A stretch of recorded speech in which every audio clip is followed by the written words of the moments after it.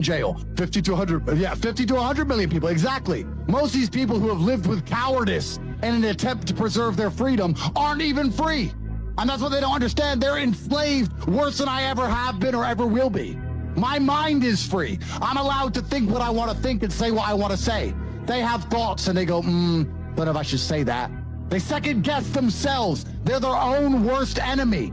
Every single part of me is on my team. I have enemies who want me dead, fine. But every single part of me, my mind, my hands, my legs, every single part of me is on my team. My body doesn't second guess itself. My mind doesn't turn on itself. We don't break and self-sabotage. There's no civil wars inside of Andrew Tate. All of us against you, all of us.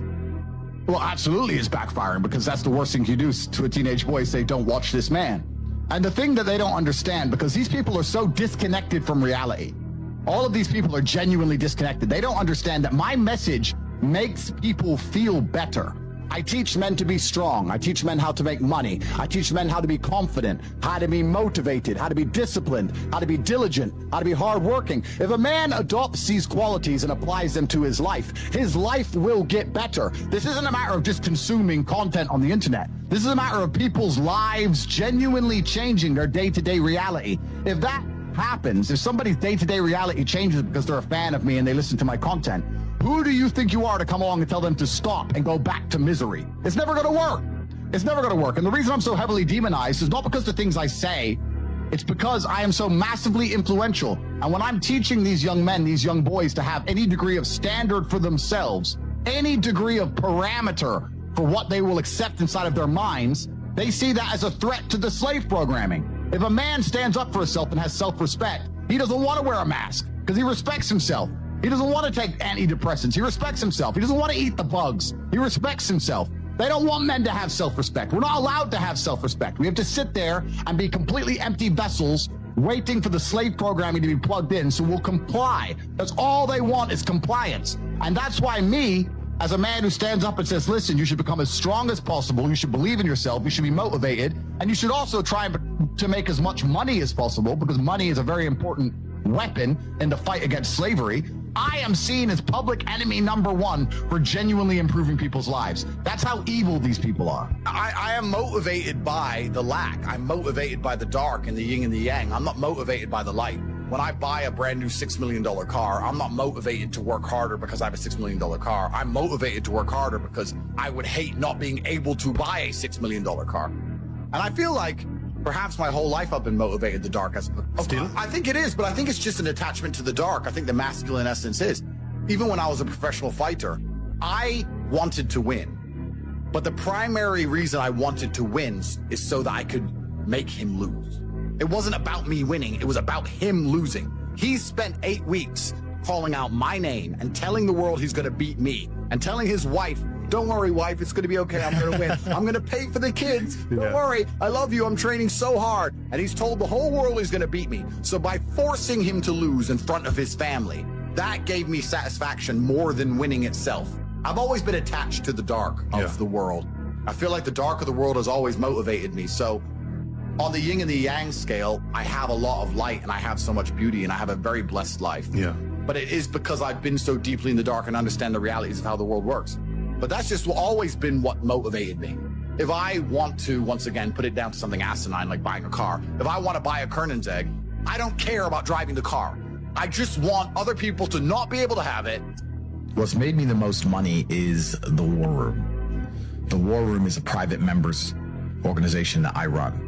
So when I first got, this is interesting, when I got extremely wealthy, I wanted to know where I kind of felt like I'd gone to outer space expecting to see aliens, and I got there and there were none. No idea. I was like, where is everybody? Okay, I'm rich, but I expected once I became rich to meet other men who were rich, focused, intelligent, had their dating lives in order, their physical health in order, their finances in order, their connections in order. And I got to the top of the mountain and I looked around and realized nobody had it. Like, yeah, this guy's rich, but he's cucked by his wife and he's fat. This guy's rich, but he's controlled by the Matrix. This guy's rich, but he's dummy. He just made a bunch of money making music, rap. He's an idiot. This guy's rich. Like, there was nobody who had it all. I was like, and I wanted a network of genuine predators. I wanted the Freemasons almost. I thought I didn't want to join their organizations. But You wanted people like you. I wanted people like me. So I started an organization to find those men. If you spend all of your time sitting around people who talk about how to become powerful and influential and rich, guess what you're going to end up being? Yeah. Powerful, influential, and rich. So now I have the greatest network on the face of the planet. And when I say it's maybe the most money, it's not because of the membership fee. The membership fee is very low. It's cheap. It's because of the opportunities and connections inside of the war room. And that's why I am ultra competitive, and that's why nobody will ever beat me. If you're an individual and you wake up and think, I want to make my life better, and you spend 8 hours reading a book, that's fine. When I wake up to maybe 25 messages from some of the most influential and rich people on the planet that you've never heard of, telling me, buy this now, this is an opportunity to make money on the Russian ruble, this is an opportunity to make money here, this is an opportunity to make money on this land, this is what's going down in Iraq, here we have an opportunity in Nairobi, and I'm sitting there going, okay, and I have got all this curated information and genuine opportunities in real time presented to me, and within 15 minutes I've made a $5 million investment. Yeah. You're on page 1. You're still reading your book. The introduction. You're still reading. Yeah, you're still reading the introduction. And this is why, against people like me and my network and the other people inside the war room, you will always lose. Yeah. So the war room's maybe the most money, but not because of membership fees or anything like that, because of the genuine connections and opportunities inside the war room. And we're just free minds. Anybody who listens to what I say and agrees with it and likes it should understand that you are the sum of the 5 people you spend the most time with. 100%. And if you know that, then you need to make sure you're not spending time with anybody you don't want to be. And if you learn and absorb and you're in the right place, then you can do fantastically well. So the war room, I mean, with the war room network now, dude, I could never be broke ever again. I think the world would be a terrible place if everyone had a free mind. You do need the slave minds. I've heard you say that. As annoying as they are, yeah, you do need the slave minds. You do need the guy who believes that, working the gas station is important and he's good at it. You need him. It's good. You need these people. But what if that guy just doesn't know any better, though? It's good. Or he's This is what we're talking about. Good, fine. The world can't all be, mansions on the palm and Dubai. They can't all be that. So successful is all about self-definition, which is what I was saying at the beginning. You have to decide who you want to be. And if you wanted to be Joe Schmo and you pull it off, then you'll be a pretty happy, content person. Decide who you want to be. I think the people who are miserable, it's the gap between their expectations and their reality. That's where the misery lies. Yeah. My expectations were always enormously high. Even when I was a nobody, I knew I had to be filthy rich and a kickboxer, and I knew I had to be the kind of guy that people gave a shit. Were you happy at that point? I know, but I knew I'm basic things. At the age of 15, I knew that if I'm the kind of guy that if I raise my voice, people are going to care. I'm not going to be the guy who starts shouting and everyone thinks it's funny. I know I'm going to be the kind of guy who is genuinely a formidable opponent in all realms of human endeavor. I know I'm going to have money. I know I'm not going to take a shit. Where did that come from, though? Well, You can't just. Yeah, I know. And I understand what you're saying, because my whole life I had the felt same like thing, there's bro. always more. I know that there's more. But I think a lot of people have that. Of course. But the people who are miserable are the people who don't try hard enough to obtain it, because I actually believe, and this is another thing I'll say, I believe the universe is very giving. I think the universe and God himself is very giving. I've yet to meet somebody in all my years who is genuinely giving 100% of themselves day after day, doesn't snake anyone, firm handshake, look you in the eye, doesn't lie to nobody, and tries 100%, doesn't get what they want. I've never seen it. Every single person who doesn't have what they want, there's something in their story that doesn't quite add up. I've yet to see some guy have you ever seen a guy who eats right and trains his ass off and never misses a gym session, ever not grow? Ever. No, never. Not what? Not what? Not grow. Not make ever. It's just, that's the way the universe works, right? So if you're truly about it and you're truly trying your absolute best, you're going to do it. And that's what I believe. I believe the universe is extremely giving. So when I meet somebody and they go, I really wanted this and I don't have it, I say, you didn't really want it. You're a liar. I don't understand, or I don't fathom the concept of fun. I don't wake up and think, what can I do for fun? I don't wake up and think, what is fun? I want fun. That never crosses my mind. I wake up and think, I have things to do. And if I don't have things to do, I'll find things to do. You can always do more work. There's no such thing as no work to do. After this podcast is done, you can release it. And you can make X amounts of clips. That's going to be done. And then you could watch it back and you could analyze every word you've ever said, and you could find a way to say it differently. You could look at a dictionary and find new words, and you can learn them and you can memorize them all. Then you could sit down and you could rehearse it and use those words and sentences to make sure you pronounce them correctly and you don't make any mistakes. Then you could always do more work from the same thing. The work is never ending. The money is never ending. So you have to find joy in your work. Well, you have to find purpose at least. I don't know if I even find joy in my work because I'm stressed and annoyed. I'm furious all the time. What do you mean we've made $1.3 million today? It's a joke. Flip the computer.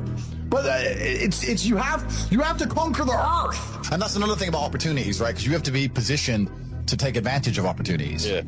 It's like in chess, they say good moves come from good positions. It's true. You can't find a good move from a terrible position, right? If you're sitting at home with no money, it's hard to invest in Bitcoin at $1. It doesn't matter what it goes to, right? You got to be in a good position to take advantage of things. You've always got to be in a position where you have a good network, you have good information, you have some kind of liquid money, you have the ability to survive without that money, you could take a risk. Like, it's hard to set yourself up. I'm in a position now where I'm in the NBA. I'm an NBA player. I can never go broke again. So it doesn't matter, right? But once you're in the NBA, I can throw $1 million or something. It doesn't matter if it works or not. So for me, it doesn't make a difference. And that's why it's so much easier. They always say the first million is the hardest, and they're completely right. Once you get to a certain point, you can gamble to a degree. Yeah. I don't want to sound, airy-fairy, but I truthfully believe the universe is a giving place, and that if you actually really want something, you can have it. How much you want is how much you're prepared to sacrifice. So if you want $500,000 a year, you can definitely make that. And that level of stress you'll absorb for that money and the amount of headache you'll go through, if that's the amount you're prepared to accept for a happy life, you'll have it. Do you think anyone could do that though? I think that you have to pre-decide, right? So even my level of wealth comes with enormous stress. Governments are after me. Like most people are not mentally prepared for the bullshit I go through. So the number one factor that's going to decide how successful you are as a person is your ability to absorb stress, your stress level. The better you are at dealing with stress, the more problems you can fix, the more money you're going to make. What I'm doing now at my stage of my life is buying power.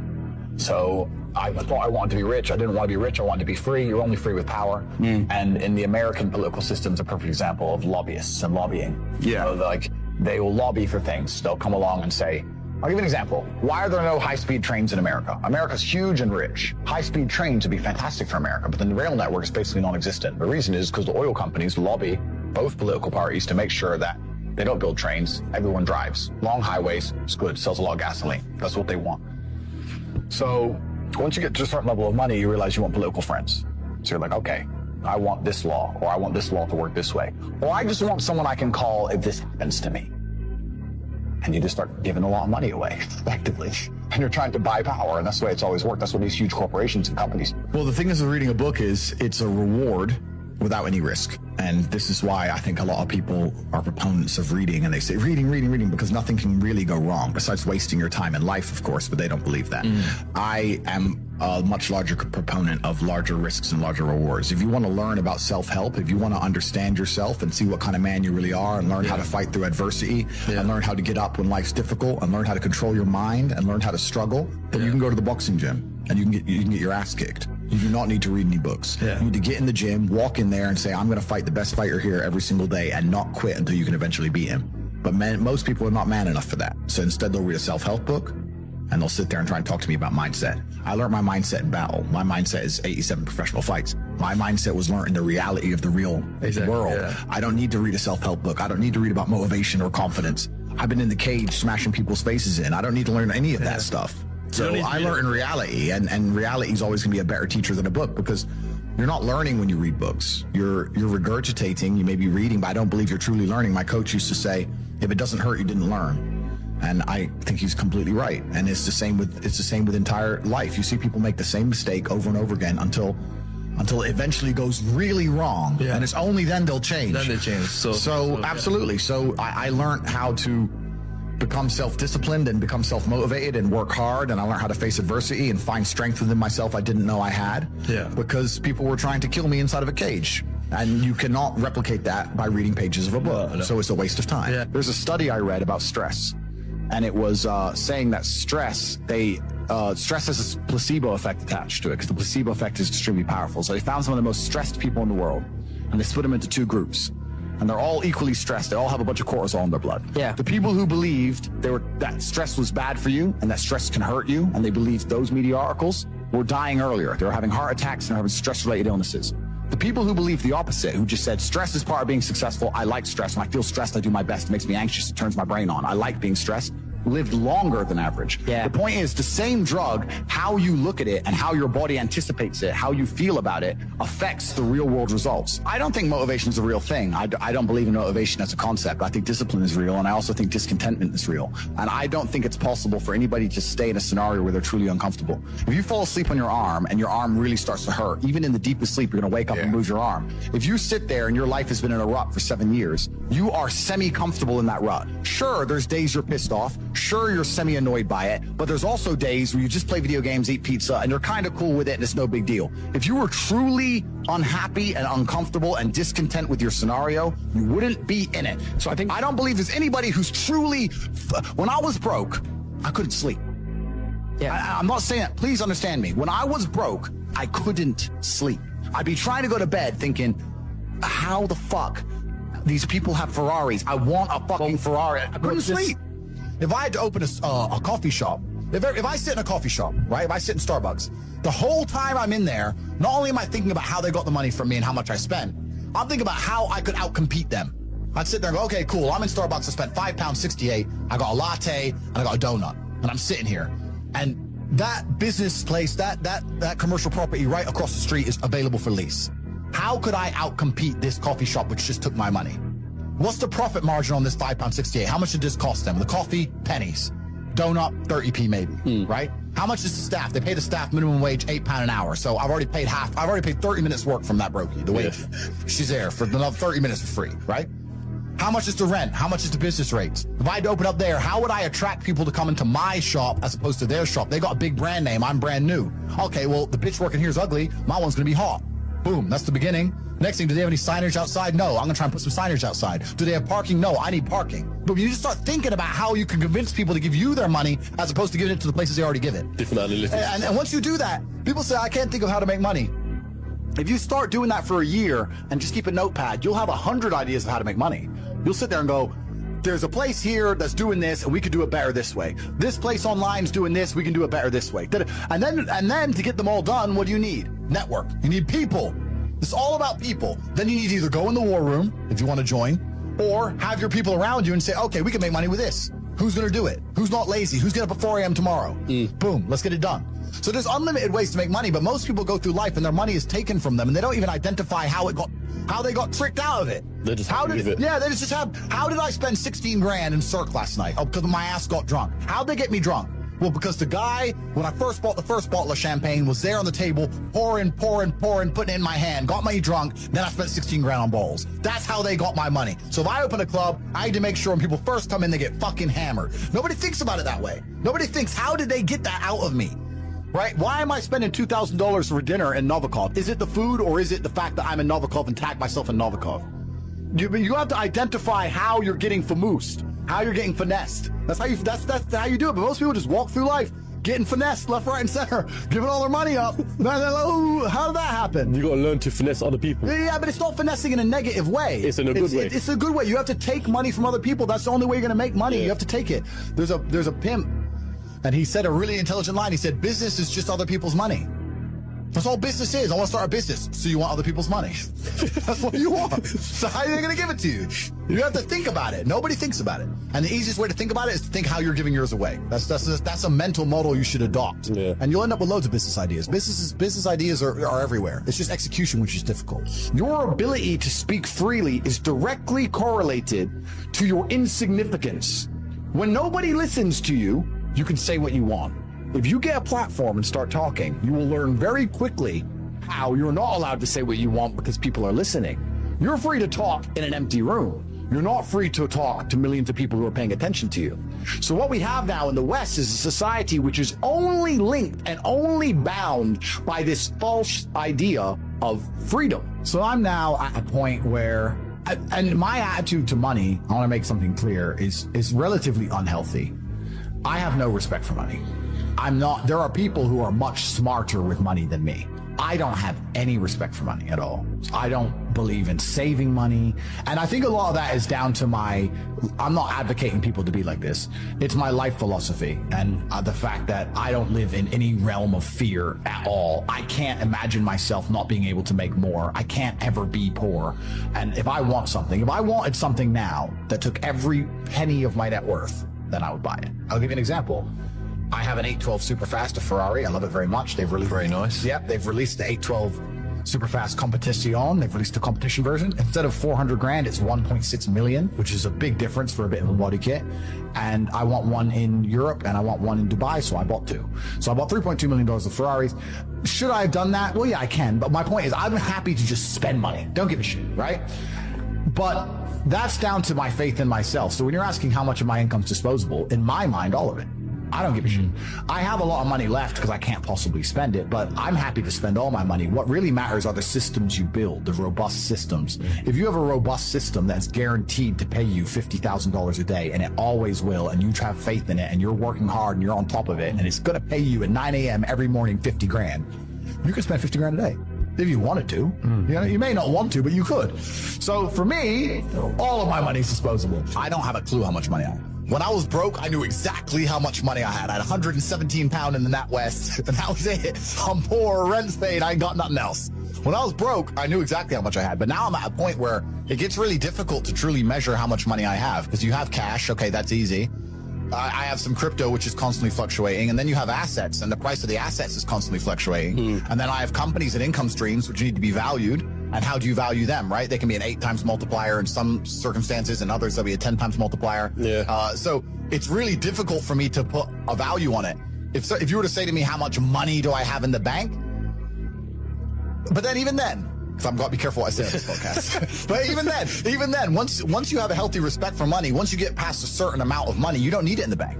Like there's no point in me having 50M liquid in the bank. Why? Well, then what am I going to buy? You know, you're like, as long as you have whatever you have in the bank to run around the world with, you have enough. So you try and put that money to use, right? You buy assets, XYZ.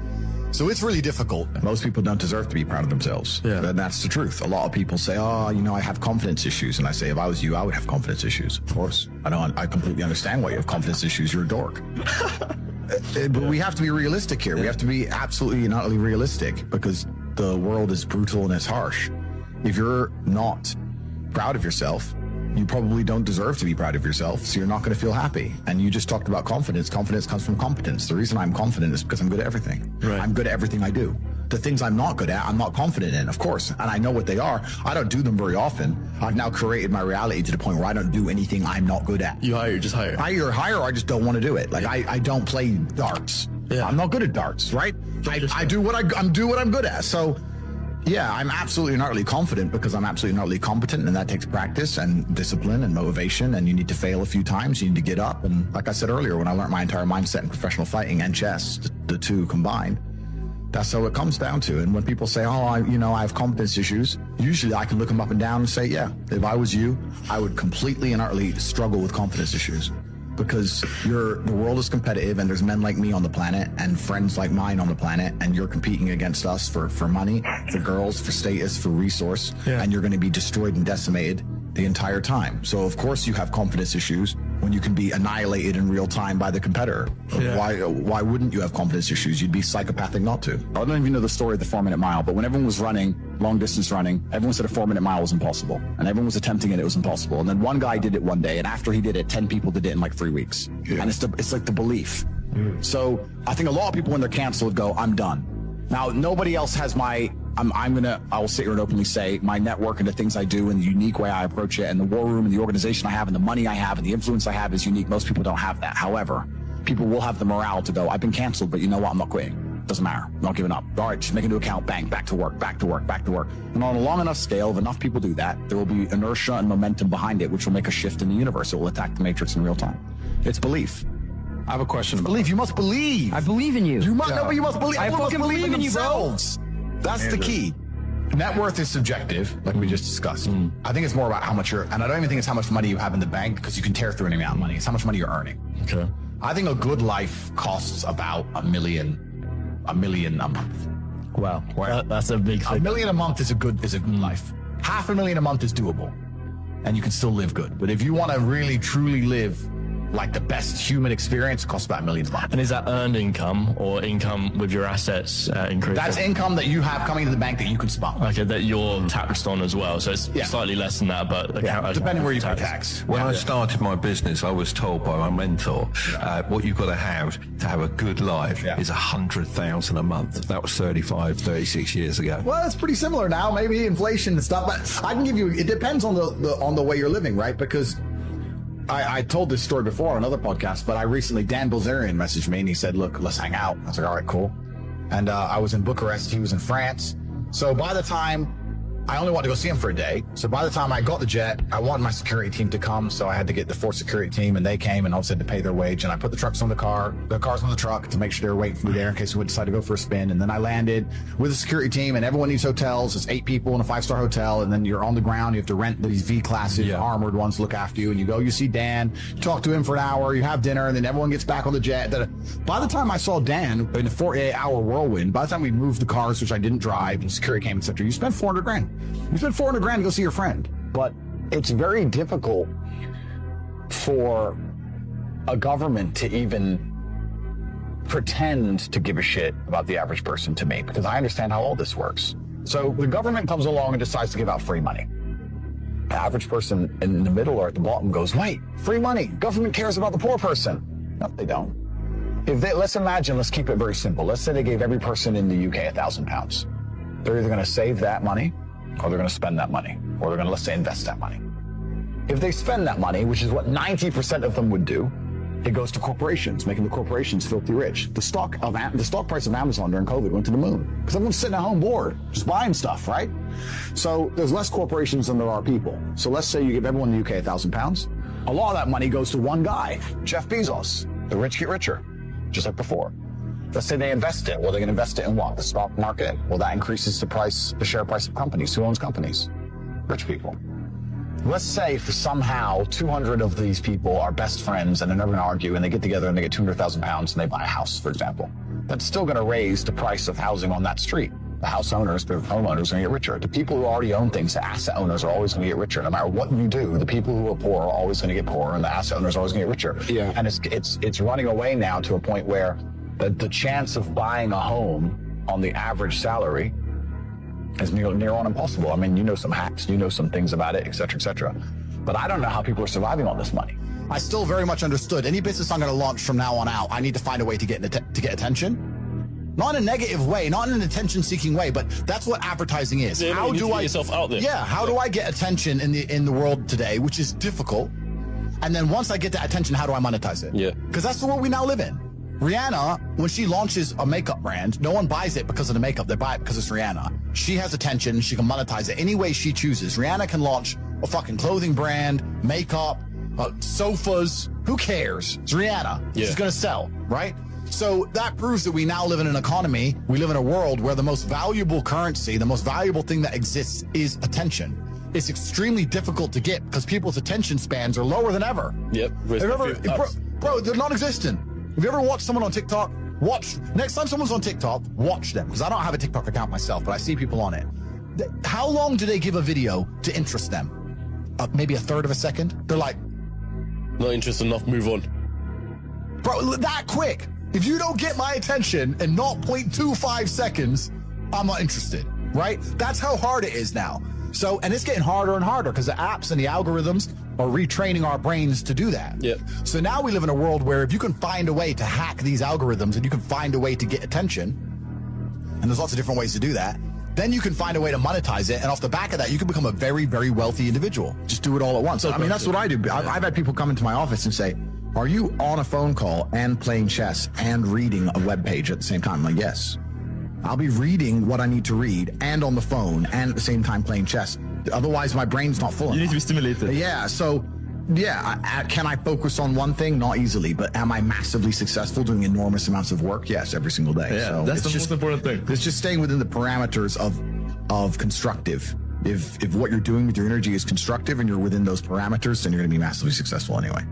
I am scared about the fact that someday someone's going to say, you know what, this guy's causing too much problems or he has too much influence. Can he just crash his car? Can his jet just crash? Can we just get rid of this guy? Because it fixes a lot of issues. And then you have to sit and say, is my life worth more than the trouble I'm causing to these people? They don't give a shit about me. They don't give a shit about anybody. So you do get to a position where it's scary, and then you have to sit and decide, well, do I want to sell my soul to the devil and cuck? Or do I want to just shut up and disappear, which is also cucking? Or do you want to live for something? And do you want to die as a name as opposed to a number? People who are still dependent on the system will fight to defend the system. There are people who I will sit there and say to them, look, your university degree is a scam. They lied to you. I will show you how to make money. And their reply will be, no, I went to a good university. They are desperate. No, that degree means something. You work at Greg's, G. Doesn't mean, and shut up. They won't accept it, right? So certain people are not ready for the truth. People who are ready for the truth seek it and they find it. Well, also, there's no light without dark, and there's no joy without pain. You can't have a rainbow without a little rain. Exactly. And no matter how hard you chase pleasure and happiness, there's going to be dips and troughs in between. There's going to be come downs and downtrends. And you're going to have the juxtaposition between that time you were laughing your head off and acting giddish like a child and the time that you feel depressed as such. And I think it's much better to just adopt a very disciplined, stoic mindset. I'm always the same base level of happy regardless. If I lost all of my money today, I would be the same happy. Mm-hmm. If my net worth quadrupled, I'd be the same happiness. Yeah. As long as I'm alive, which is a struggle, unfortunately, in the current climate, but as long as I'm alive and the people I care about and love are alive, and as long as God gives me the honor of doing my duties and providing for the people I care about, as long as I get to wake up and know that there's a whole bunch of people in the world who need me and I get to work hard to please them and do good for society and good for the world, then I'm a vessel of God and I'm happy enough to survive. That's all I look at it as. I don't ever consider how do I feel. That doesn't cross my mind. I have things to do. A lot of the time, women get in the way. I've seen it a million times, bro. I've seen women get in the way of partnerships like that so many times. Because women don't like you having a strong masculine network because then you don't need them. They want you to need them. I'll help you. I'll be your partner. No, bro, that's the biggest mistake. Don't even get me started. Biggest mistake you can make as a man is trying to start business with your wife or some shit. That's a headache. Why is that? Bro, I don't know who I'm going to offend or upset now, but this is how it goes. Because now you got two different battles you got the relationship you're trying to be in control of, and now you got to deal with the business as well. Now it's different if you run the business and you hire her and she does a little bit of admin. Cool, that's fine. But I'm talking about, let's say 50-50 business partners. Yeah, let's say your chick goes, I want to open a beauty salon, and you pay for her to open a beauty salon. And now this beauty salon, you've put $1 million of your money in it, and it's not open on a Thursday. You're like, why isn't it open on Thursdays? Oh, I had a headache. What do you mean you had a headache? Bro, I just spent $1 million. Yeah, but Claire's sick and I have a headache. And now you got the relationship, it's all messed up. This bitch is lazy. She thought it'd be a Sex and the City episode where she just drinks lattes and makes money. And she realized she had to actually do shit. You know what I mean? And it's all getting messy there. Whereas when you're with your boys, and let's say you invest $1 million in something, it's not open on Thursday, you can go to the house and say, what the fuck's wrong with you? Don't be a bitch. You're a man. Yeah. You can just say, look, we need to open. You can't do that with chicks. It's hard. So even now, I've got 45 people who work for me, and not a single one is a female. Not one. I've said this story before, but I'll say it again. When I was growing up in Luton in England, which is a highly Islamic town, there's lots of Muslims who live there. I was friends with some Muslim guys in college, and they used to laugh at me all the time. One of them was like 19, worked in Tesco and had a Ferrari. I was like, bro, how do you have a Ferrari when you work in a fucking, I think he worked in a chicken and chip shop. He worked in like a fast food restaurant and had a Ferrari. It's like, how do you have a Ferrari when you work in a fast food restaurant? He said, because I got 9 brothers and we all work together and we share the car. I was like, okay, but why do you share the car? He said, no, you don't understand. I won't use the racial slurs, but he was like, you people, is you and your 3 brothers. You all grow up, you all decide to get with your girl, you all go pay different rents, you all disappear, all your money gets spread out now, you're taking your girl on holiday and paying a different rents, and you're all separate. Me and my 9 brothers live in one big house. If we meet a woman, she moves into the house. The men are all focused on making money, the women are all looking after us, cooking, cleaning. You got 9 men in the same house trying to pool their incomes. That's why we own the houses you rent from us. It's different. Brotherhood first. It's different. You people don't think that way. You fall in love. You fall in love with some bitch and you run off to go pay her rent. Sure. It's like a different mentality, and that's why they win. You're never going to be truly happy in your mind if you go against the teachings of God. I don't care how much money you make. If you're a bad person, you're not going to feel happy. I don't care how much money you make. If you snake people or lie to people or do bad to people, you're never going to feel happy true deep in your heart. True in your heart, we're intrinsically designed to do right and do good, and that's something that God gave us, and when you have that, you understand that that's more important than anything else. Yeah. I don't think this was actually as deliberate as people understand. 50, 60 years ago, property was fantastic for almost everybody. 1 year's wage, you get a house. That house cost 75 grand. Now it's 450 grand. Fantastic. You did good. Absolutely. It's different now that the house is 450 grand, you're earning 40 grand a year. Now it's a very different scenario. So when your parents or older people say, yeah, do property, It was great back then. Now I don't think it's nearly as competitive as it was. I think that the rich are getting richer and the poor are getting poorer. I think the poor are getting outpriced of most assets. I think that some of the biggest mistakes poor people can make or middle income people can make is chase assets they can't simply can't fucking afford. And the only way they can do it is to indent themselves to a bank with interest and enslave themselves for X amount of years, destroy their flexibility to try and pull off owning one property, and owning one ain't gonna make you rich anyway. You gotta own as many as you do. And what I'm saying is, there's a small percentage of people who benefit from property, just like there's a small percentage of people who benefit from crypto or stocks. How many people lose in the stock market? Most. Exactly. How many people lose in Forex? Nearly all. All, correct. So this is the same with every investment. But the reason I'm only attacking property is because property is the one everyone says is safe as houses, good for everybody. No, it is not. Depends on your circumstance. That's my problem with property. In my scenario, or your scenario, how can we lose? If I buy a house for $5 million and I'm never, ever, ever going to need that money, I can wait until the day I die to sell it. Then I'm always going to make money. I go, oh, the property prices have crashed to $3 million. Then I don't sell it. Yeah. Who cares? It doesn't matter to me. If I had a mortgage on it, it'd matter. It was my only property, it'd matter. If inflation is 20%, my wages are going up 1% a year. All this shit matters. Not to me, not to you. We're the 50. But 950 people here need to join the real world and learn how to make money a different way. Because we teach you how to make money with nothing. If you make money with nothing, you can't lose. That's the beauty of it. You can lose if you invest in a house. You can't lose if you don't spend any money. And I'm not going to sit here and say that everybody who's ever bought a house is lost. I only talk about this because the majority of my audience are 18 to 25, 26. They're being told by people much older than them that they buy a house, they'll be financially secure. And I'm telling them that that is simply not the case. And also, there's a bunch of intangible disadvantages, like the absolute inflexibility of the house. I don't know in your experiences, but people I know have spent 2-3 years trying to sell a house. 2 years is eternity. Eternity. 2 years ago, we were locked in our houses. 2 years ago is forever. So if you're going to accept that degree of inflexibility, if you're going to accept that degree of obligation, I think for many people that is a mistake. I think there's better ways to make money, and I think that renting is a lot safer for people. Especially now we're living in a world where a lot of money is made online. I have some people who can make money online. If you're making money online, even living in a Western country is stupid. Go to Thailand. Live for a fraction. Be safer. Not get stabbed. Like, even living in the West in general is dumb if you're making money online, and more people are. So my point is nuanced. There's absolutely exceptions to the rule. There's absolutely scenarios in which I'm totally wrong. It's a nuanced point I'm trying to condense, and I'm saying that property used to be the cure-all for everybody. Get a normal job, work in a factory, pay off your house, be good. Yeah. It's not like that anymore. No, pension money is not going to be yours, is it? Yeah, exactly. It's not like that anymore. And also, what did we say earlier about competitiveness? We said that there are people out there in the world competing with me, and there's people out there in the world competing with you. You're a property shark. You just said it. You're an animal.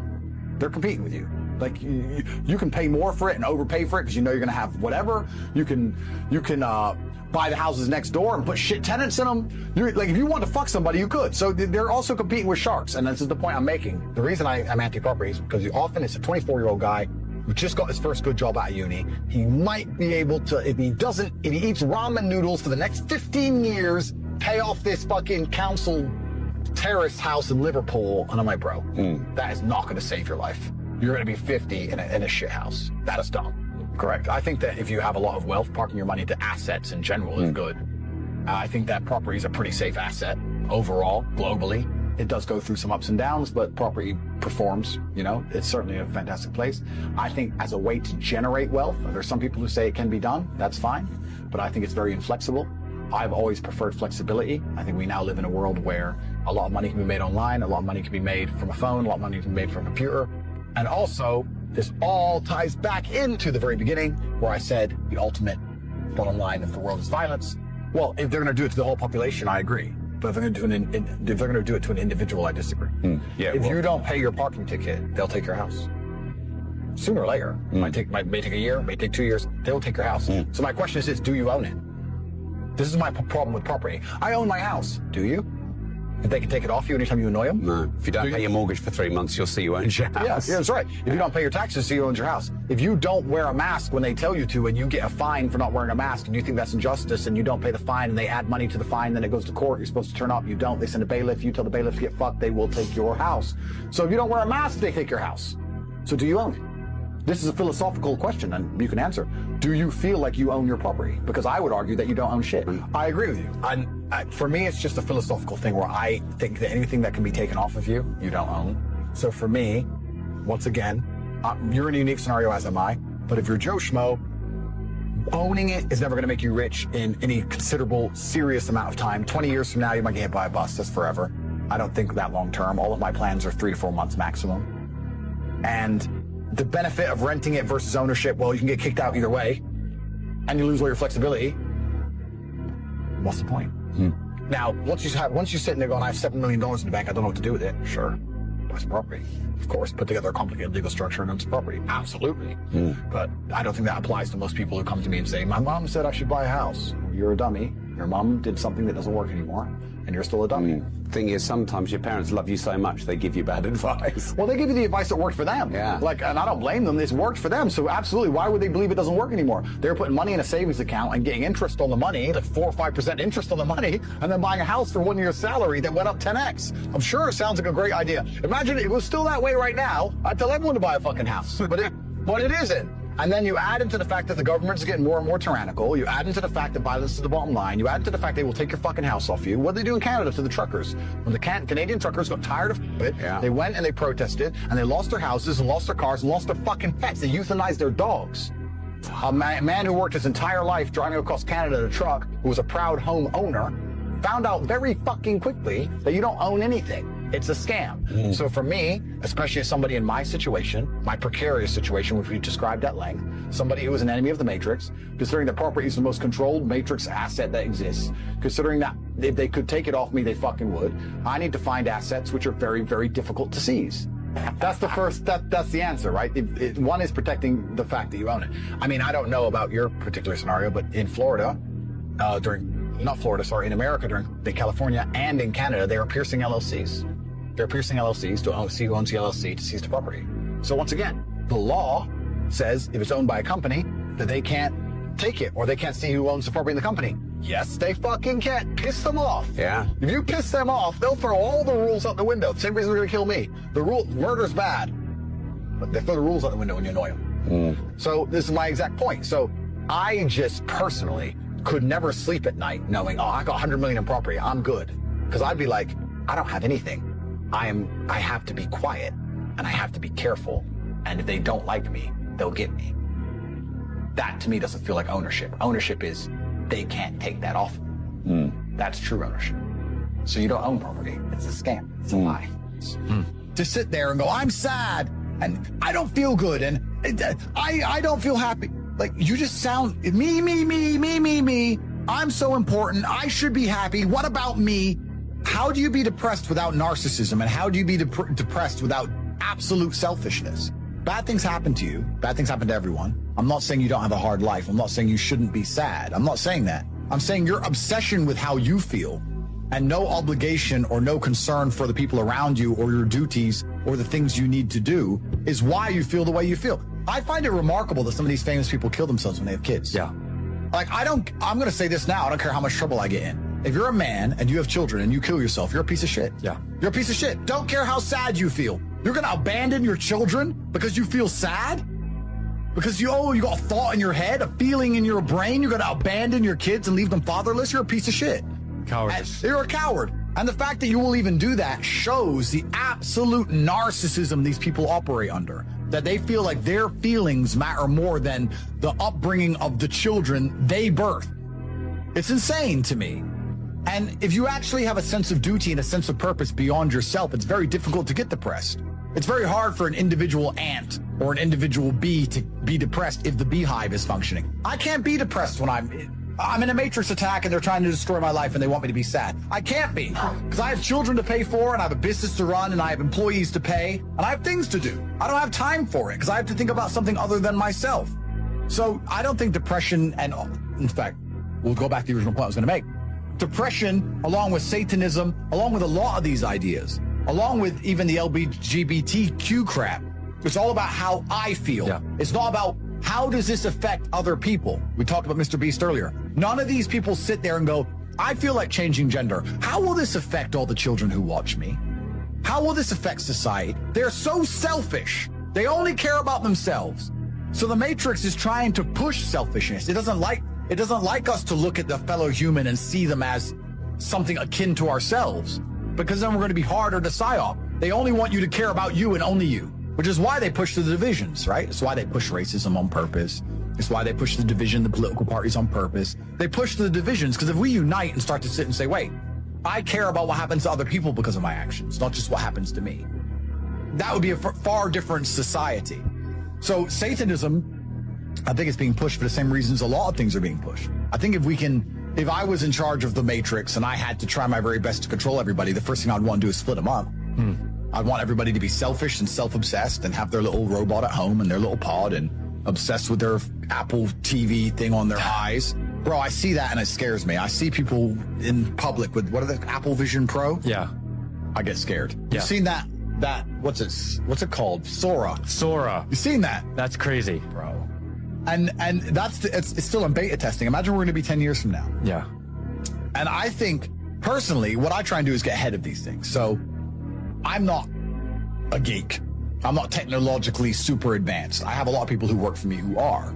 So even inside the war room or inside the real world, I have people inside of my platforms whose specific job, who I pay hundreds of thousands of dollars to a month. So they're on top of these things. So we can teach it to other people. And I see something like Sora and think, okay, that can make me a lot of money if I'm ahead of the curve. So I need to get my team involved in it. We need to make a whole bunch of money.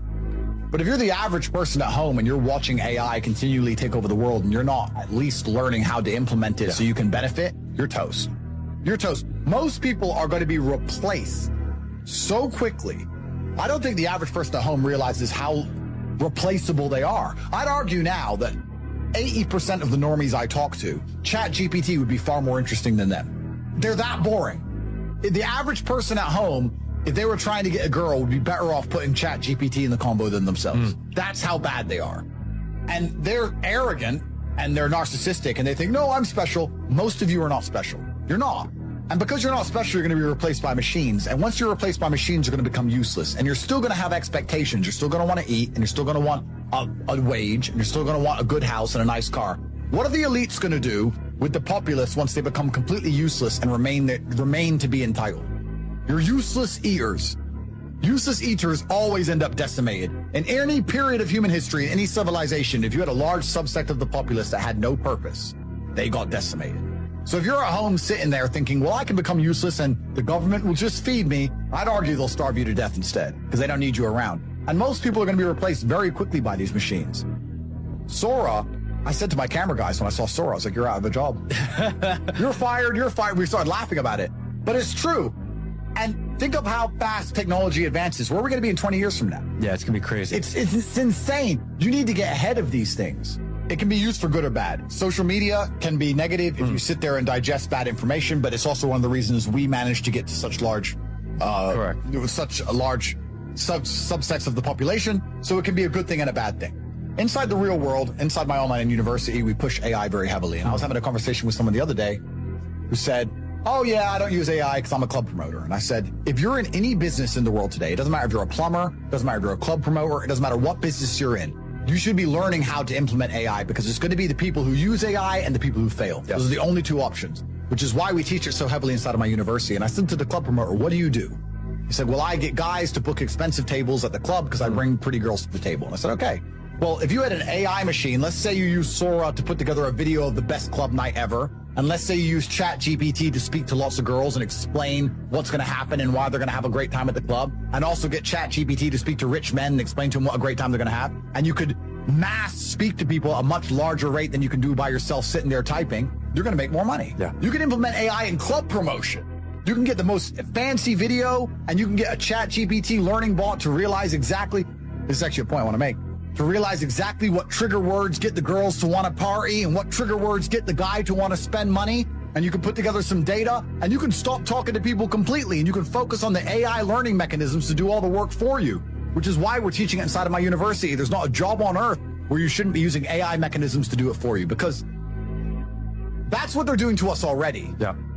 We live in this surveillance capitalism world where a lot of the tech companies, a lot of the largest companies in the world are making money purely based on prediction of our behavior. They build digital versions of us online. They build there's a digital Matt, there's a digital Andrew based on all of our spending habits, how long we spend on each website, which part of the website we click on first, which websites we visit, how long we spend on our email, which email topics make us reply. They're constantly gathering data on us and putting together digital versions of us so they can predict our behavior to make as much money from us as possible.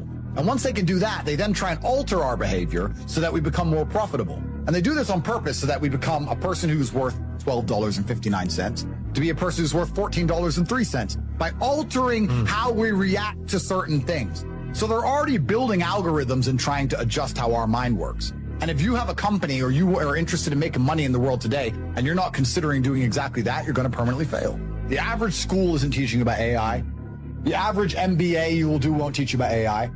I'm going to sit here and make it very clear and obvious. The only school on the planet I can find that will teach you about artificial intelligence is my one, The Real World, and it's $49. For $49, we'll teach you exactly how to use AI to make a whole bunch of money. Which goes back into a point I was saying earlier about certain people are just tied into the matrix and don't want to be freed.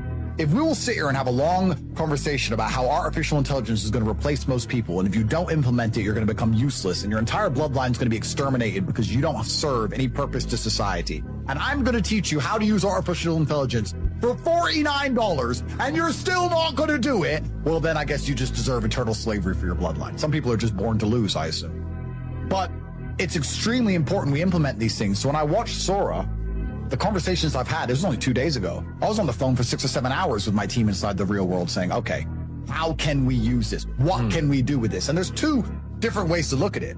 There is, how can we use artificial intelligence now when no one else is really using it? How do we get ahead of the curve and continue to make millions of dollars? That's easy. The real question is, how do we use AI when everyone else?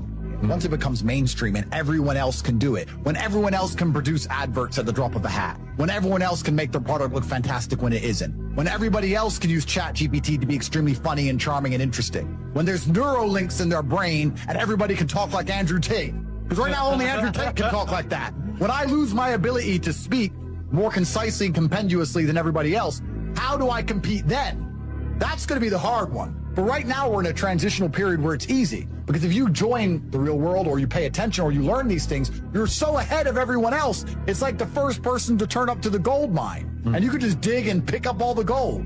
But there'll become a time where the gold mine's flooded. And that's where you really have to think ahead. So we had a long conversation about how to make a bunch of money now, and that was easy. But the real question is, how do we all make a bunch of money in 20 years when AI is standardized? That's what's going to be the interesting conversation. The amount of websites which, I mean, copywriting is a thing, right? And it still is a thing. But the amount of websites which could benefit from a complete copy change with ChatGPT would make their copy better than it currently is. Yeah. The amount of average electricians that have a little terrible website somewhere in Texas, and you could literally ChatGPT their entire website, and you could charge them money for that, and they don't even realize that you use ChatGPT because they don't have a clue what it is because they're behind the times, and you could literally make money for 10 seconds. Now, if you could get an AI bot to reach out to them all, if you get an AI bot to speak to them all, if you could produce them a movie using Sora, showing the coolest electrician on earth, like there's so much potential that could be done. It's so ridiculously easy to make money if you actually try. But implementing AI is something you need to do because it's the future. It's like ignoring gunpowder. If you ignore gunpowder, you'll lose the war. You could have looked at gunpowder at some point and said, we got bows and arrows, it'll be fine. No, it won't. As it advances, it's going to get to the point where they soon have Gatling guns and you're all toast. And it's exactly the same in the business environment, which is why we're implementing AI. Inside The Real World, we don't just have an AI campus. We implement AI into every other campus. So we have a specific campus on artificial intelligence, and then we implement AI in our copywriting campus and our crypto campus and all of our other campuses. We have 18 of them. But it's super important that it's done. And I'm kind of also, we talk about fraternity. I'm not going to lie. I'm very glad I have such a good network of people because I have so many people who work for me and people around me who know things I don't know. And it's amazing. And I'll tell you another thing that's kind of scary. There are so many kids nowadays that are smart, bro. I have 18, 19-year-olds who work for me doing this AI stuff, and I'm like, bro, I'm a dinosaur now. I'm like, I don't know. I can talk, and you can't talk like me. Yeah. You're socially awkward and weird, and you can't get laid. I can do all that, but you're doing this, bro. They just figured it out. Bro, it's crazy. The world's changing so fast, and you need to have a team of people. It's kind of like the chessboard, right? I think one of the problems we have in the West, especially, I've noticed, I feel like families in the East are a little bit better. Certainly Islamic families.